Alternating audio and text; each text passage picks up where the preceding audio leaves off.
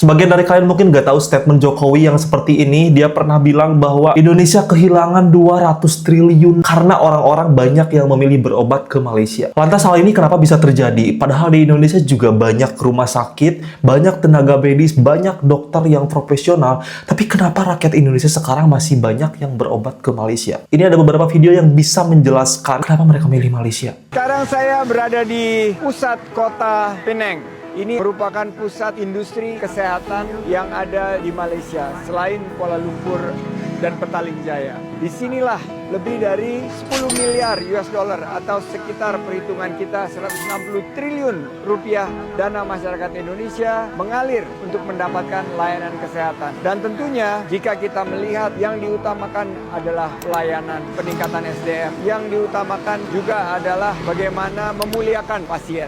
Nah, ini bisa kita pelajari dengan baik dan bisa kita ciptakan sebuah kolaborasi sehingga banyak sekali peluang yang bisa dibuka untuk industri kesehatan kita, bukan hanya untuk membuka peluang usaha dan lapangan kerja di industri kesehatan, tapi juga bisa untuk memberikan layanan kesehatan yang lebih baik bagi masyarakat kita. Mudah-mudahan ke depan Indonesia bisa membuka kekuatan yang bisa menjadi epicentrum dari layanan kesehatan regional ASEAN yang sedang kita buka baik di Jakarta, di Bali, Surabaya, Medan, dan beberapa kota besar lainnya. 3P yang menjadi kunci kenapa industri kesehatan di Malaysia bisa berkembang 20 tahun terakhir adalah people. Bagaimana menyiapkan SDM yang baik, proximity, kedekatannya dengan pasar, dengan Indonesia, sehingga banyak masyarakat kita yang mudah mengakses layanan kesehatan di Malaysia. Price, bahwa ternyata layanan kesehatan di Malaysia selain memiliki layanan yang baik, tapi juga bisa memberikan keterjangkauan yang masuk kepada budget dari masyarakat kita. Mudah-mudahan ke depan 3P bisa kita hadirkan bagi layanan kesehatan di Indonesia. Kalian dengar 160 triliun uang masyarakat Indonesia tuh mengalir ke Malaysia yang berada di Penang kebanyakan ya. Bukan angka yang kecil, 10 juta dolar. Dari dulu tuh aku mikirnya kalau orang Indonesia berobat ke Malaysia ya karena mereka mampu secara finansial. Mereka punya uang lebih untuk berobat ke luar negeri. Tapi ternyata setelah bertemu dengan beberapa orang Indonesia yang medical check up di Penang, berobat di KL, mereka tuh bilang alasan mereka kenapa memilih ke Malaysia, selain alatnya lebih canggih, administrasinya tidak berbelit-belit, dokternya lebih teliti, dokternya mau mendengarkan dan menjelaskan, menjawab setiap pertanyaan itu dengan sabar dan detail. Ada juga yang cerita, dia itu sudah ke beberapa rumah sakit di Indonesia, tapi mendapatkan diagnosa yang berbeda-beda. Dan hasilnya apa? Nihil. Mereka pun memutuskan ke salah satu hospital di KL, dan akhirnya mendapatkan diagnosa yang jelas dan clear. Yang paling penting apa? Kondisinya membaik. Di sini tuh aku mikir, ternyata bukan hanya soal biaya, tapi ternyata yang kita butuhkan adalah rasa tenang karena mendapatkan penjelasan yang detail. Karena apa? Kalau diagnosanya tepat, pasti penanganannya pun tepat. Di sini adakah yang pernah mendengarkan cerita yang sama atau mengalami hal yang serupa? Yuk, cerita yuk. Sharing is caring. Ini adalah alasan kenapa banyak orang Indonesia yang lebih memilih berobat ke Penang atau ke Kuala Lumpur di Malaysia, teman-teman ya. Karena dokter di sana itu diagnosanya jauh lebih tepat dan hasil medikalnya itu jauh lebih akurat ya. Dan biaya pengobatannya pun relatif jauh lebih murah. Saya kasih contoh nih. Saya punya teman di Tangerang ya, udah divonis nih, terjadi penyumbatan pembuluh darah 90% ya. Harus di ring ataupun di bypass ya. Nah, pada waktu itu dokter di sini ya itu minta dana atau menyiapkan dana sekitar hampir 180 juta, teman-teman ya. Nah, lalu beberapa saat kemudian sudah musyawarah nih dengan keluarga, dengan istri ya, dengan anaknya ya. Lalu dibawalah ke Penang untuk dilakukan tindakan ring atau bypass ya. Dan betapa kagetnya ketika sudah dilakukan pemeriksaan ya secara lengkap ya, baik itu MRI teman-teman ya dan cek darah lengkap, ternyata penyumbatannya nggak separah seperti yang dibilang oleh dokter yang ada di tempat kita, teman-teman ya. Jadi di sana tidak perlu melakukan tindakan operasi, bypass ataupun ring jantung ya. Cukup dikasih obat untuk mengencer darah saja, teman-teman ya.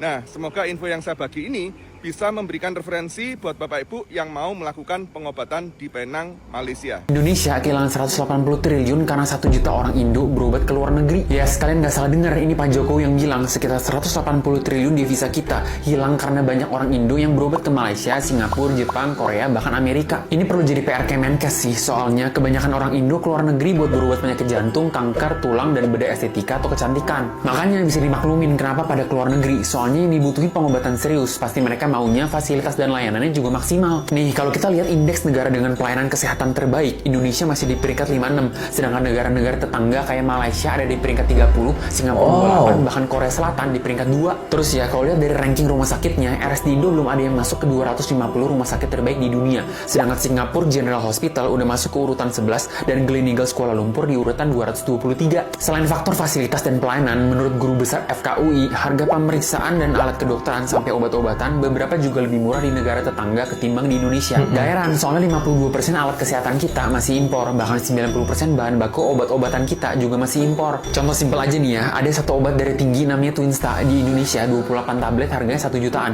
sedangkan di Malaysia 30 tablet harganya cuma 300.000. Misalnya nih, jadi kalau saya ngomongnya agak ekstrim sedikit. Kalau masih lebih banyak orang Indonesia yang merasa bahwa tenaga medis, tenaga kesehatan Malaysia lebih bagus, masyarakat ya, kalau kita kan bilangnya kita lebih bagus ya, tapi kenyataannya orang Indonesia kan banyak ke sana kan. Kita ngomong antara ilusi diri sendiri dengan realitas yang terjadi di masyarakat ya. Kalau dia banyak ke sana, ya itu artinya tugasnya KKI belum bagus. Gitu. Kenapa? Masih banyak orang nggak percaya mau pergi ke sana, merasa mutunya lebih bagus di sana. Iya.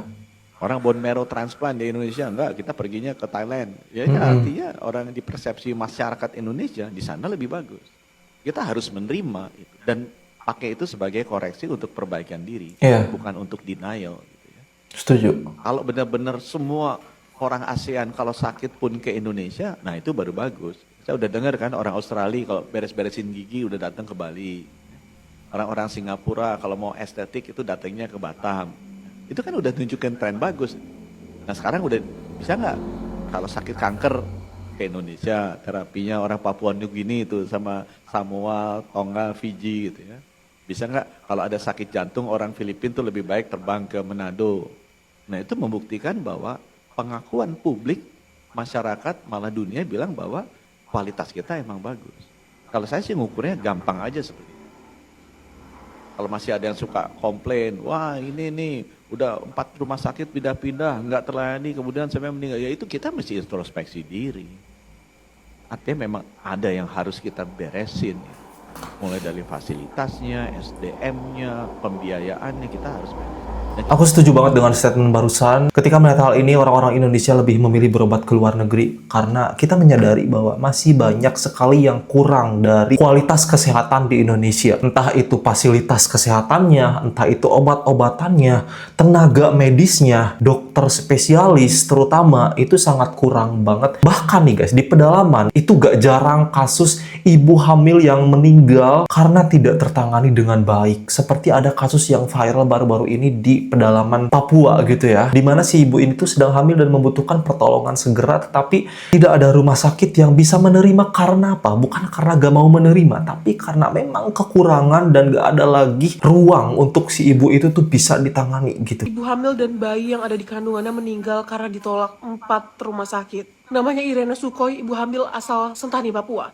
Jadi minggu sore kemarin tanggal 17 November, ibu Irene kontraksi, ketuban pecah, keluarga panik. Mereka naik speedboat lah dari kampung mereka ke RSUD Yowari namanya. Di rumah sakit pertama, RSUD Yowari, keluarga bilang dokter kandungan gak ada. Mereka dirujuk. Pergilah mereka ke rumah sakit kedua, namanya Rumah Sakit Dian Harapan. Dan di Rumah Sakit Dian Harapan ternyata ibu Irene tidak bisa ditangani. Mereka pindah lagi. Kali ini ke Rumah Sakit AB Pura namanya. Rumah Sakit AB Pura gak bisa juga.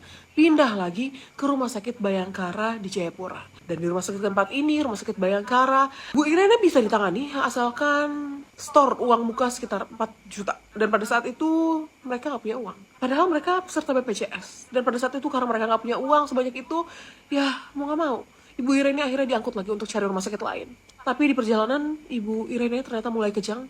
Dan sadly, bayinya dan Ibu Irene juga dinyatakan meninggal dunia. Kayak deja vu gak sih sama kasusnya? Kalau kalian masih ingat, ada warga Banten gak punya BPJS pada saat kondisi very emergency tetap gak bisa diterima oleh rumah sakit. Atau di Batam, anak 12 tahun meninggal dunia karena dia juga ditolak rawat inap. Di Jakarta, bayi 5 bulan meninggal di IGD, BPJS tidak bisa diklaim. Pertanyaannya sekarang, apa emang populasi Indonesia sekarang kebanyakan ya, sampai 1 nyawa dianggap udah gak penting lagi buat diselamatin? Buat saya ini tragedi sistem sih. Saya nggak tahu sampai kapan orang miskin harus mati karena administrasi. Yang bisa jawab pemerintah lah. That's why saya berharap banget gaung dari kasus ini tuh lebih kuat lagi, bisa nembus pintu istana, didengar oleh presiden, dan ya kita emang butuh sistem kesehatan baru. At least di mata saya, masyarakat di tataran grassroots. Sebuah sistem yang paling memudahkan masyarakat, yang paling murah. Tapi di saat yang sama, yang paling memuliakan dokter dan tenaga medis lainnya supaya mereka bisa bekerja tanpa tekanan. Dan tanpa harus memilih antara kamar penuh atau nyawa pasien. Jadi ini menurut aku adalah PR pemerintah. Karena pada kenyataannya guys, di lapangan ketika ada seorang ibu yang meninggal, yang disalahkan juga tetap tenaga medis. Padahal kita hanya menjalankan apa yang diperintahkan oleh pemerintah. Kadang sistem-sistem seperti itu tuh meribetkan dan itu membuat banyak sekali orang yang telat mendapatkan penanganan. Contoh di tempat kerja aku, kita kalau mau merujuk nih, ya memang harus kontak dengan rumah sakit yang mau menerima. Dan apabila rumah sakit tersebut belum menjawab, kita terus menunggu sampai ada jawaban dari rumah sakit yang mau menerima. Itu tuh waktu. Dan waktu dari orang yang sakit itu adalah nyawa. Semoga ada perbaikan dari sistem ini, dan aku berharap semoga ketika ada seorang yang memang membutuhkan pertolongan atau emergensi itu bisa segera ditolong. Itu saja video kali ini guys. Semoga bisa ada manfaatnya. Terima kasih buat teman-teman yang sudah nonton. Tinggalkan like, komen, dan subscribe jika suka. Nyalakan juga lonceng notifikasinya supaya kalian tidak ketinggalan setiap kali aku upload video ke YouTube. Oke, saya Dampir pamit. Wassalamualaikum warahmatullahi wabarakatuh. Bye-bye.